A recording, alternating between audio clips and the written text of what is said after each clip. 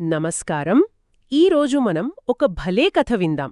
ఇది తెలివిగా ఆలోచించడం గురించి, సమస్యలని ఎలా పరిష్కరించాలో నేర్పిస్తుంది. అవును. అనగనగా ఒక రాజ్యంలో చాలా తెలివైన రాజుగారుండేవారన్నమాట. ఆయనకు ప్రజలు ఎంత తెలివిగా ఆలోచిస్తారో చూడాలనిపించింది. అందుకని ఏం చేశారంటే ఒక పజిల్ అంటే ఒక చిక్కు ప్రశ్న లాంటిది ప్రకటించారు. ఎవరు దాన్ని సరిగ్గా చెప్తారో వాళ్లకి పెద్ద బహుమతిస్తానని చెప్పారు. ఆహా! అప్పుడు ఊళ్ళో రాజు అనే ఒక తెలివైన పిల్లవాడున్నాడు. అతను నేను ప్రయత్నిస్తాను అని ముందుకొచ్చాడు. భలే ధైర్యం గదా. అవును. రాజుగారు ఆ అబ్బాయిని చూసి సరే అని అతని ముందు 3 జాడీలు పెట్టించారు. వాటిమీద పేర్లు రాసి ఉన్నాయి. ఏం పేర్లంటే ఒక దానిమీద యాపిల్స్ అని, ఇంకో దానిమీద నారింజ అని, మూడో దానిమీద యాపిల్స్ మరియు నారింజ అని రాసి ఉందన్నమాట. కాని ఇక్కడే అసలు చిక్కుంది. రాజుగారేమన్నారంటే ఈ జాడీల మీద రాసిన పేర్లు అంటే లేబుల్స్ అన్నీ తప్పు, ఏదీ సరైనది కాదు. అదన్నమాట సంగతి. ఇంకా ఏమన్నారంటే నువ్వు ఏదో ఒక జాడీ నుండి ఒకే ఒక్క పండు తీయాలి. ఆ ఒక్క పండును చూసి అన్ని జాడీల మీద అసలైన అంటే సరైన పేర్లు పెట్టాలి. ఎలా చేస్తావు అని అడిగారు. ఇది కొంచెం కష్టంగానే అనిపిస్తుంది కదా. ఒకే పండుతో మూడింటిని ఎలా చెప్పడం? అవును. ఆ రాజు అనే పిల్లవాడు కూడా కొంచెంసేపు ఆలోచించాడు. రాజుగారు చెప్పిన మాటల్లో అన్ని లేబుల్స్ తప్పు అనే మాటే చాలా ముఖ్యమనిపించింది అతనికి.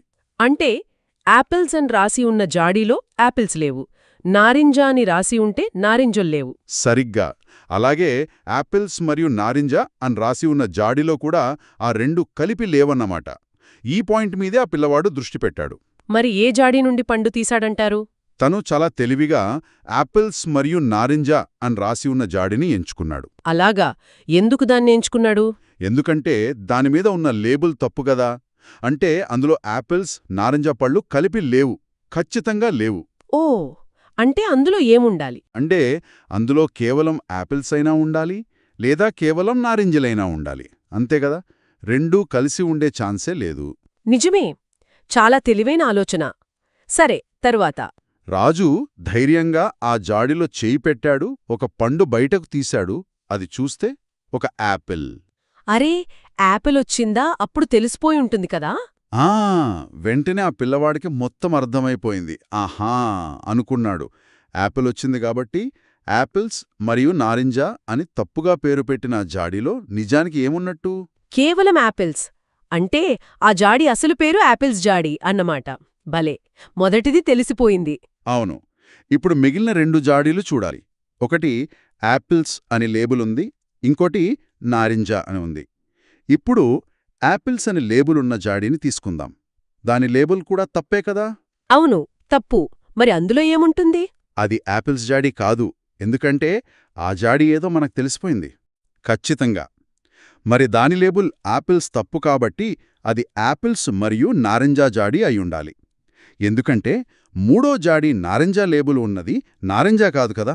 ఓ అవును కదా. మొదటిది యాపిల్స్ జాడీ, రెండోది యాపిల్స్ అని పేరున్నది యాపిల్స్ మరియు నారింజాడీ. అంటే ఇక మిగిలిందొక్కటే. అదే నారింజ అని తప్పుగా పేరు పెట్టిన మూడో జాడీ. దాని లేబుల్ తప్పు. అది యాపిల్స్ కాదు, దొరికింది. యాపిల్స్ మరియు నారింజ కాదు, అది దొరికింది. ఇంక మిగిలిందేంటి? నారింజ.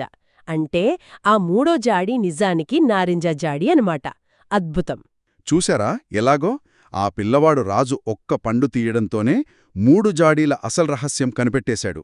ఒకసారి మళ్ళీ చెప్తాను చూడండి. యాపిల్స్ మరియు నారింజ అని రాసి ఉన్నది నిజానికి యాపిల్స్ జాడీ. తరువాత యాపిల్స్ అని రాసి ఉన్నది నిజానికి యాపిల్స్ మరియు నారింజ జాడీ. చివరిగా నారింజ అని రాసి ఉన్నది అది నిజానికి నారింజ జాడీ. అన్నీ సరిపోయాయి.